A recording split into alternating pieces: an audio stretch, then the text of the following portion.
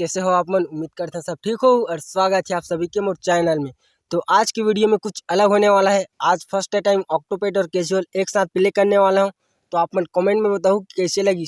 तो चलो बिना देरी करे वीडियो स्टार्ट करते हैं। और चैनल में नए हूँ तो प्लीज़ यार सब्सक्राइब करे बर झन भूलऊ और साइड के बेल आइकन ला ऑल पे सेटिंग करे बर झन भूलऊ, ताकि ऐसी ही आप मन ला वीडियो मिलत रहे।